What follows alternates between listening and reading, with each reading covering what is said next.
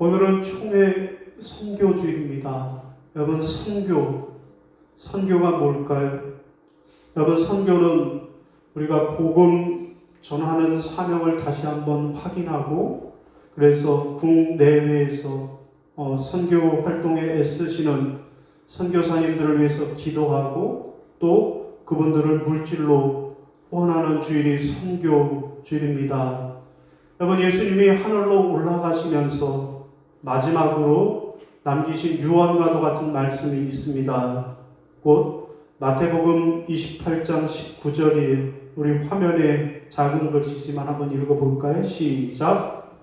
너희는 가서 모든 민족을 제자로 삼아 아버지와 아들과 성령의 이름으로 세례를 베풀고. 아멘. 자, 이 주님의 마지막 유언 같은 지상 명령을 기억하는 날이 또한 선교주일이라 하겠습니다. 여러분, 영어로 선교주일이 무슨 날일까요? 미션 선데이입니다. 미션 선데이. 여기서 미션이 뭐예요? 우리말로 하면 사명, 임무, 그런 뜻입니다. 여러분, 우리가 영화나 게임에 보면 주인공에게 미션이 주어집니다. 여러분, 톰 크루즈 주인공 미션 임파서블에 따다단 하면서 미션이 오는 거예요. 그리고 그 미션을 확인하고 적진에 들어가서 목숨을 걸고 그 임무를 완성하는 것이 미션 임파서블이라는 영화의 내용입니다. 여러분, 그렇다면 오늘 우리가 살아가는 우리들이 어떤 미션이 우리에게 있을까요? 예수님의 명령대로 세상에 나가 복음을 전파하고 그들을 제자 삼고 세례를 베푸는 일, 곧 한마디로 선교가 우리의 미션이다 라는 말씀입니다. 자, 오늘 우리는 이 선교주의를 맞아서 선교는 특별한 사람만이 하는 것이 아니구나, 예수님의 마지막 명령임을 우리가 깨닫고 나도 세상에서 선교하는 삶을 살아야겠다라고 다짐하는 시간이 바로 선교주일이라고 하겠습니다. 여러분, 오늘 본문은 하나님께서 스가랴 선지자를 통하여서 이스라엘 백성에게 주시는 회복의 약속입니다. 여러분, 당시 이스라엘은 참으로 비참했습니다. 왜냐하면 나라는 멸망했어요. 강대국 바벨론의 나라는 멸망하고, 그리고 남의 나라의 포로로 끌려가게 되었습니다.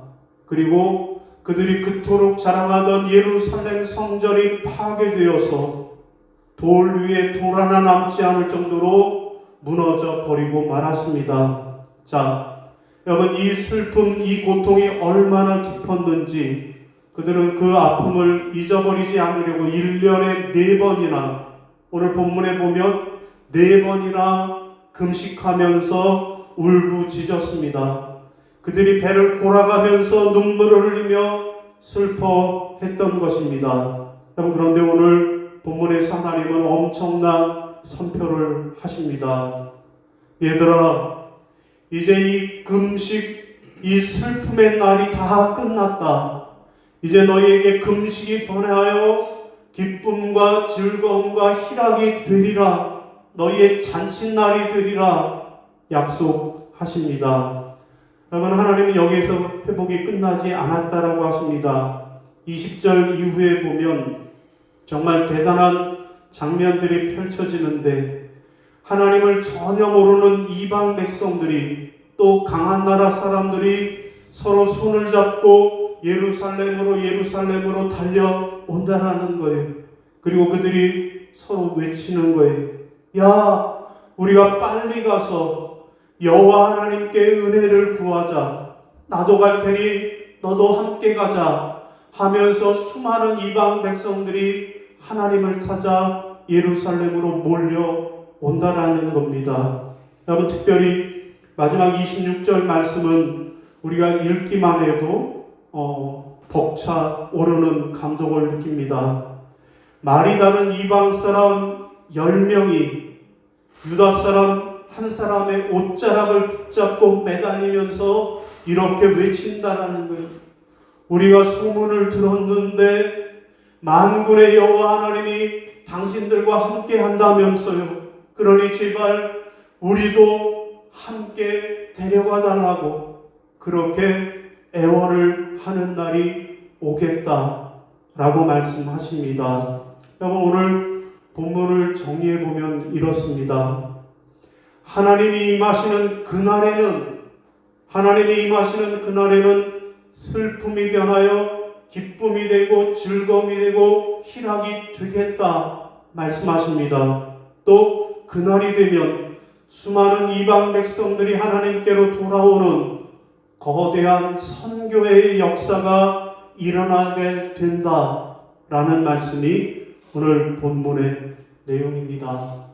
그러면 오늘 우리는 이 가슴 벅찬 선교의 사명을 우리가 완성하려면 어떻게 해야 할까요?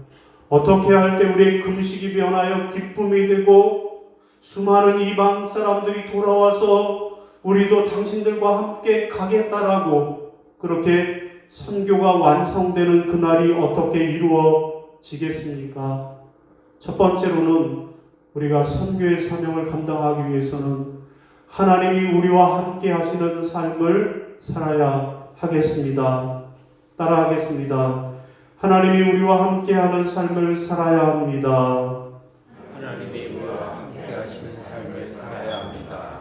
여러분, 수많은 이방 백성들이 몰려오는 그 가슴 벅찬 선교의 사명을 우리가 완성하기 위해서 첫 번째로 해야 할 일이 있는데 그것은 바로 하나님이 우리와 함께 하시는 삶을 사는 것입니다. 여러분, 23절을 우리가 다시 한번 보겠습니다. 시작. 하나님이 너희와 함께 하심을 들었나니 우리가 너희와 함께 가려 하리라 하시니라. 아멘. 여러분, 말이 다른 이방 민족 10사람이 와서 유다 사람 한 사람의 옷자락을 붙들며 말한다라는 거예요. 하나님이 너희들과 함께 하는 것을 우리가 들었나니 그러니 우리도 함께 가자라고 매달리게 된다라는 거예요. 여러분, 여기서 하나님이 우리와 함께 하신다. 하나님이 우리와 함께 하신다. 여러분, 이것을 한마디로 하면 뭐예요? 하나님이 우리와 함께 하신다. 임마누엘이 하나님이 우리와 함께 하신다라는 말씀이잖아요. 여러분, 그러니까 오늘 우리가 세상 속에 살면서 우리가 하나님이 함께 하시는 삶, 임마누엘의 삶을 보여주어야 한다라는 뜻입니다. 여러분, 그러니까 우리가 세상에 나가서 세상 사람들과 똑같이 걱정하고 똑같이 욕심부리며 사는 그런 삶이 아니라 내 삶 속에서 하나님이 살아 역사하시는 모습, 임마누엘의 하나님의 모습을 세상에 보여주는 것입니다. 그러면 세상 사람들이 그 모습을 보면서 깜짝 놀라게 되는 거예요. 야, 저 사람은 정말로 하나님이 함께 하시는 사람이구나. 도대체 그 비결이 뭐지? 하면서 스스로 마음의 문을 열고 찾아와서 나도 당신이 믿는 예수를 믿고 싶소. 나도 당신이 다니는 교회를 나도 가고 싶소. 라고 고백하게 된다라는 것입니다. 여러분, 하나님이 나와 함께하는 삶을 사는 것, 임마누엘의 삶을 살아가는 것, 이것이 선교의 삶의 가장 첫 번째 비결이라는 것입니다. 여러분, 구약성경 여호수아 2장에 보면 이스라엘 백성들이 정탐꾼을 여리고로 파송했습니다. 저들이 몰래 여리고 성에 침입을 하는 장면이 나옵니다. 그때 성 안에 살았던 기생 라합이 자기의 목숨을 걸고 정탐꾼들을 몰래 숨겨주는 이야기가 있습니다. 여러분, 왜 그랬을까요? 여러분, 기생 라합은 여리고 사람이에요. 이스라엘 백성들은 침입자요, 스파이요, 간첩입니다. 여러분, 간첩을 우리가 보면 어떻게 해야 해요? 114, 112인가요? 123인가? 간첩 신고해야 하잖아요. 그런데 라합은 간첩이 들어왔다고 신고한 것이 아니라 오히려 그들을 숨겨주었다라는 거예요. 만일 이 사실이 발각이 되면 기생 라합도 자기의 목숨을 부지 못하는 그런 위태로운 상황이었는데 목숨 걸고 이들을 숨겨주었다라는 거예요. 왜 그랬을까요? 여러분, 여호수아 2장 10절에서 라합이 그 이유를 이렇게 말합니다. 우리가 들었나니 여러분이 애굽에서 나올 때 여호와께서 홍해물을 마른 땅처럼 마르게 하신 일과 또 저 요단 저쪽에 있는 강한 왕들을 전멸시킨 일을 우리가 똑똑히 들었습니다. 여러분, 무슨 얘기예요? 기생 라합이 소문을 들었다라는 거예요. 무슨 소문을 들었는가 하면 이스라엘 백성에 관한 소문인데 하나님이 저들과 함께 해주셔서 홍해바다를 마른 땅처럼 가르셨다고, 만군의 여호와가 저들과 함께 해주셔서 그래서 가나안 왕들이 다 벌벌 떨었다라고 임마누엘의 역사를 라합이 들었다라는 겁니다. 그리고 그 소문을 듣자마자 여리고 사람들의 간담이 녹아내렸고 라합은 나도 저 위대한 백성, 하나님의 백성이 되어야겠다 결단하고 이스라엘의 편에 서게 되었다라는 것입니다. 카이스트 출신의 세계적인 뇌과학자며 원자력 공학 박사인 원동현 박사님의 간증입니다. 여러분, 이 박사님은 젊은 시절 나라의 부름을 받고 국가적인 중요 연구를 책임지는 자리에 있었습니다. 밤낮으로 연구하고 또 연구했지만 과학의 힘으로는 도저히 풀리지 않는 치명적인 기술적 난관에 부딪히고 말았습니다. 이 연구가 실패하면 국가적으로도 큰 손실이고 박사님 본인 캐리어에도 치명상을 입는 절체절명의 위기였습니다. 자, 신앙인이었던 박사님은 연구실 바닥에 무릎을 꿇고 하나님께 눈물로 기도했습니다. 하나님, 제 지혜로는 도저히 이 문제를 풀 수가 없습니다. 하나님이 저와 함께 하심을 믿사오니 제게 지혜를 주소서 기도했습니다. 자, 그렇게 한참을 기도하는데 기적처럼 도저히 인간의 머리에서는 떠올릴 수 없는 아주 정교한 연구 아이디어가 머릿속을 스치고 지나갔습니다. 박사님은 즉시 그 아이디어를 연구에 적용했고 마침내 세계를 놀라게 한 초정밀 원자력 기술 개발에 성공을 했습니다. 여러분, 그 당시 연구소 안에는 하나님을 믿지 않고 인간의 이성만 믿던 엘리트 과학자들이 가득했습니다. 자, 그런데 그들이 그 성공 과정을 처음부터 끝까지 지켜보았습니다. 그리고 그들이 박사님에게 찾아와 이렇게 말했습니다. 박사님, 이번 연구의 성공은 인간의 지식 수준을 뛰어넘는 기적입니다. 기적이에요. 평소 우리가 박사님이 기도하는 모습을 보았는데 정말 박사님이 믿는 하나님이 살아계셔서 함께 돕지 않으셨으면 이건 불가능한 일입니다. 도대체 박사님이 믿는 그 하나님이 어떤 하나님인지 우리도 알고 싶습니다. 평소 박사님이 하나님과 동행하는 삶, 임마누엘의 삶을 보았기에 많은 동료들이 마음의 문을 열었던 것입니다. 사랑하는 성도 여러분, 여러분도 많은 사람들을 하나님께로 돌아오는 기적 같은 삶, 멋진 선교의 삶을 살고 싶으십니까? 그렇다면 오늘 여러분의 삶을 하나님이 함께 하시는 삶, 임마누엘의 삶으로 만들어 가시기를 바랍니다. 내 가정에서, 내 직장에서, 내 일터에서 하나님과 동행하는, 하나님이 임마누엘을 해주시는 삶을 보여줄 때 세상 사람들이 우리의 옷자락을 붙잡고 나도 당신이 믿는 하나님께 가고 싶다라고 돌아오는 그런 놀라운 선교의 역사가 있게 될 줄로 믿으시기를 바랍니다. 자, 두 번째로 우리가 선교의 사명을 감당하려면 어떻게 해야 할까요? 둘째로는요, 진리와 화평을 사랑해야 합니다. 따라하겠습니다. 진리와 화평을 사랑해야 합니다. 진리와 화평을 사랑해야 합니다. 여러분, 세상 사람들이 보고 반해서 찾아오는 그런 선교적 교회가 되려면 둘째로 해야 할 일이 있습니다. 그것이 바로 진리와 화평을 사랑하는 것입니다. 여러분, 오늘 본문 19절 말씀을 보면요, 한번 읽어볼까요? 시작. 만군의 여호와가 이같이 말하노라.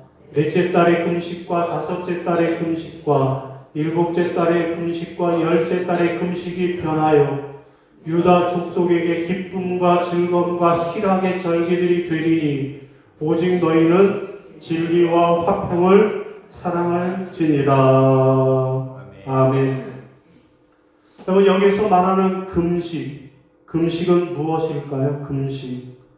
여러분, 금식, 이것은 당시 이스라엘 백성들이 형식적이고 습관적으로 하던 저들의 종교 생활을 금식이라고 말합니다. 여러분, 그들은 때가 되면 의무적으로 금식을 했습니다.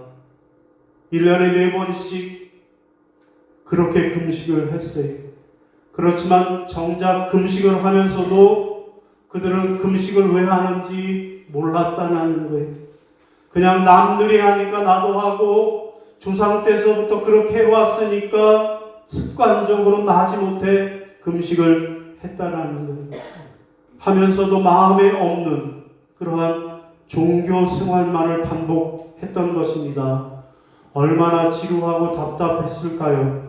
그런데 하나님은 그 형식이 변하여 기쁨과 즐거움과 희락이 가득하게 될 것이라고 약속하십니다. 곧 억지로 마지못해 하던 신앙생활이 생각만 해도 가슴이 벌렁거리는 진짜 행복한 신앙생활로 바뀌게 된다라는 것입니다. 그러면 어떻게 해야 우리의 답답한 이 종교생활이 가슴 벅찬 기쁨으로 바뀔 수 있을까요? 여러분, 19절 후반절에 정답이 나와 있습니다. 오직 너희는 진리와 화평을 사랑할지니라. 아멘. 진리와 화평. 여러분, 여기서 진리는 영어로 하면 트루이고요. 그런가 하면 화평은 피스, 평화입니다. 여러분, 진리는 하나님의 말씀을 사랑하는 것, 그것이 진리를 사랑하는 것이고, 화평, 평화를 사랑하는 것은 위로는 하나님을 사랑하고 아래로는 이웃을 사랑하는 것, 그것이 바로 진리와 화평입니다. 여러분, 정리하면 우리가 하나님의 말씀을 사랑하고 또 내 곁에 있는 이웃들을 아끼고 사랑할 때, 그때 우리의 신앙생활이 기쁨과 웃음꽃이 피어나게 된다라는 것입니다. 그리고 그 사랑 넘치는 행복한 모습을 보고 세상 사람들이 나도 저 사람이 다니는 교회 가고 싶다라고, 나도 저 사람이 믿는 예수를 믿고 싶다라고 돌아오게 된다라는 말씀입니다. 여러분, 전주 바울교회 정성기 장로님의 이야기입니다. 자, 이 장로님은 한 아파트 단지에서 경비원으로 성실하게 일을 하고 계셨습니다. 늘 하나님의 말씀을 묵상하고 이웃을 내 몸같이 사랑하라는 말씀대로 아파트 주민들을 진심으로 섬겼습니다. 자, 그런데 이 아파트에는 주민 모두가 아주 고개를 절레절레 젓는 아주 까칠하고 무서운 노부부가 살았습니다. 전직 고위공무원 출신으로 할아버지는 평생 남에게 베풀 줄 몰랐고 늘 주변 사람들을 아주 쌀쌀맞게 대하던 분이었습니다. 그러니 당연하게 아파트 직원 경비들에게도 함부로 대하기가 일쑤였습니다. 그러던 어느 추운 겨울날 이 노부부가 시장을 다녀오다가 그만 할머니가 빙판길에서 미끄러져서 다리가 부러지는 큰 사고를 당했습니다. 갑작스러운 사고에 할아버지는 당황해서 어쩔 줄 몰라 하고 있었습니다. 이때 이 모습을 목격한 정성기 장로님이 한 걸음에 달려왔습니다. 장로님은 한치의 망설임도 없이 할머니를 등에 업고 병원 응급실까지 숨이 턱에 차도록 달렸습니다. 치료가 끝날 때까지 병원을 지키면서 수속을 도와주었고 집으로 돌아올 때에도 다시 할머니를 등에 업고 침대 위까지 안전하게 모셔다 드렸습니다. 그것으로 끝이 아니었습니다. 할머니가 거동이 불편해서 식사를 못 챙길까봐 며칠 동안 정성스럽게 끓인 죽과 반찬을 문 앞에 조용히 두고 집으로 갔습니다. 평생 남에게 호의 한번 베풀지도 받아보지도 않았던 이 차가운 할아버지의 마음이 이 지극한 사랑 앞에 완전히 녹아내렸습니다. 할아버지는 장로님의 손을 잡고 눈물을 흘리면서 물었습니다. 아니 경비반장님, 도대체 왜 우리 같은 사람에게 이렇게까지 잘해주시는 겁니까? 그러자 장로님이 빙그레 웃으면서 대답했습니다. 어르신, 제가 믿는 예수님이 제게 주신 말씀이 있어요. 내 이웃을 내 몸과 같이 사랑하라 라는 말씀입니다. 저는 그 말씀대로 어르신 부부를 제 가족처럼 사랑한 것 뿐입니다. 이 한마디에 노부부는 큰 충격을 받았습니다. 평생 교회에 교자만 들어도 예수의 예자만 들어도 손사래를 치고 거부하던 그런 분들인데 그분들이 장로님의 옷자락을 붙들고 물었습니다. 당신이 믿는 예수님이 그런 분이라면, 당신이 다니는 교회가 그런 곳이라면 나도 이번 주부터 교회에 가겠습니다.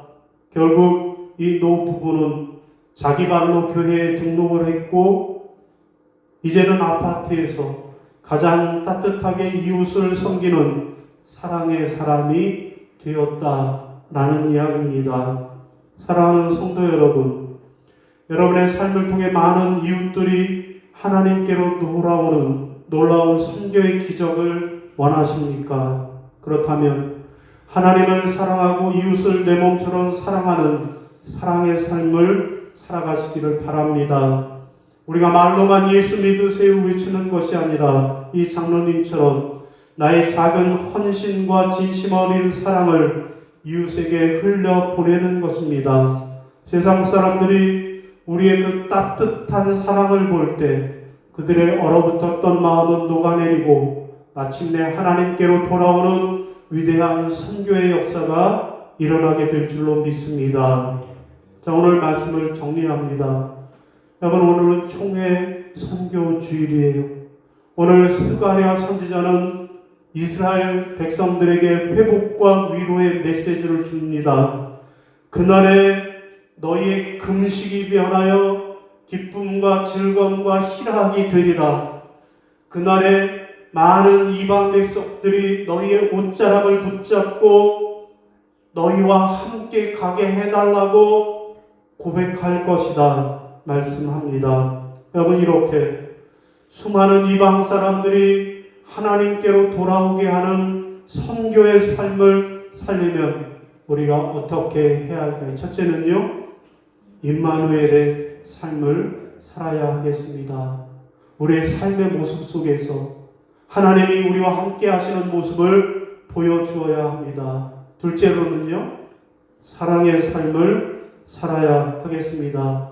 위로 하나님을 사랑하고 아래로는 우리의 이웃을 내 몸과 같이 사랑하는 모습을 보여주어야 합니다. 그런 모습들을 본 세상 사람들이 나도 하나님께로 나아가서 나도 예수를 믿고 싶다라고 고백하며 돌아오는 선교의 역사가 일어나게 될 줄로 믿으시기를 주님의 이름으로 축원합니다. 예, 일어나셔서 결단 찬송 부르시고 축도로 예배를 마치겠습니다.